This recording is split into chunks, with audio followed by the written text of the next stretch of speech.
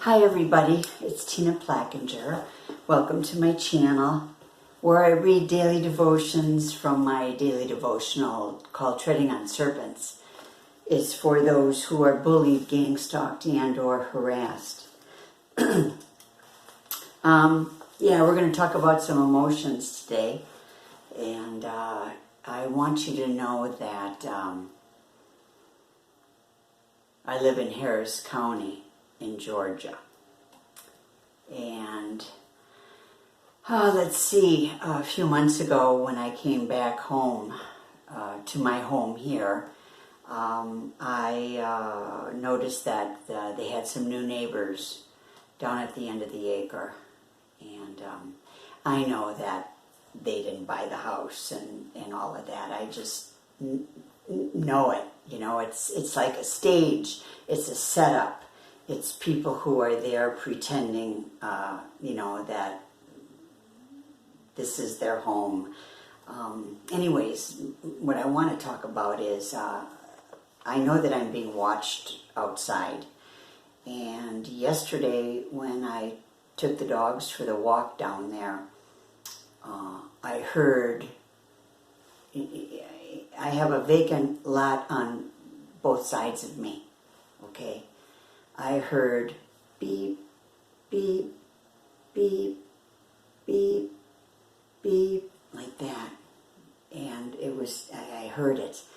And so I went over to that area and looked. Of course, there's nothing, I didn't see anything. If it's anything, it's camouflaged very well, okay? But I want you to know that it sounded like, after the beeping stopped, it was like on 60 Minutes, you know, when they advertise 60 Minutes, it goes,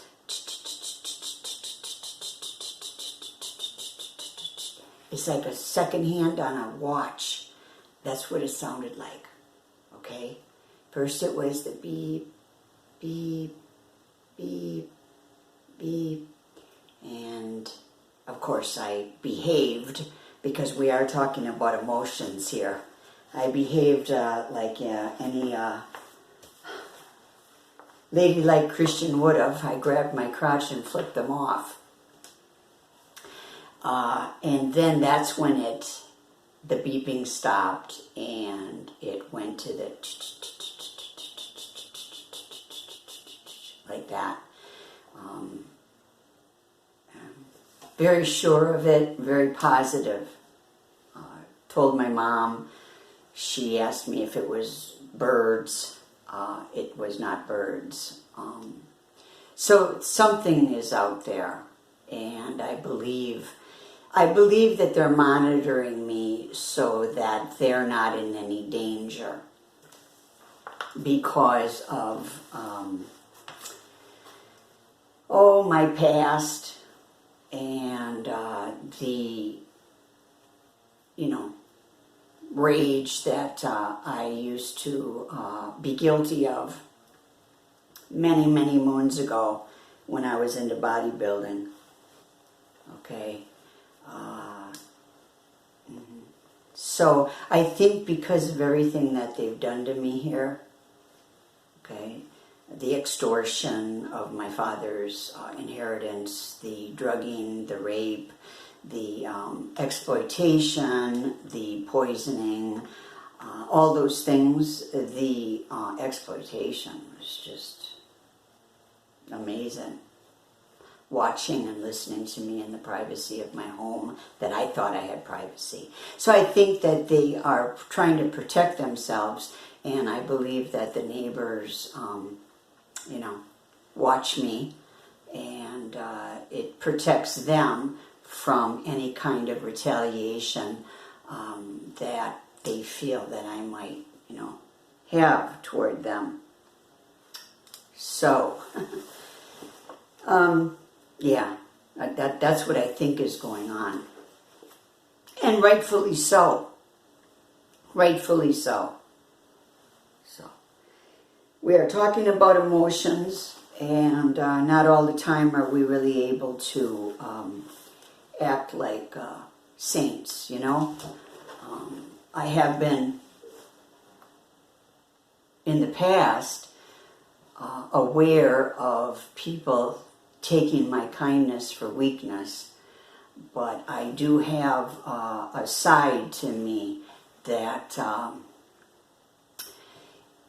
it's been a real long time since I've flipped to that side, but you know, I was telling Swanee one the other day that, you know, I'm a Sarah Connor at heart. You know what I mean? From the Terminator. Yeah, it's there. If I have to call upon it, it's there. It's there. So, but you know, I really rely on the Lord to guide me and to help me and to be the vindicator. He is my vindicator. And vengeance belongs to the Lord. The Word tells us that. Make sure the video's still going. Yeah, I don't want to get too long here. But, so that's where we're at. And this is for October 19th.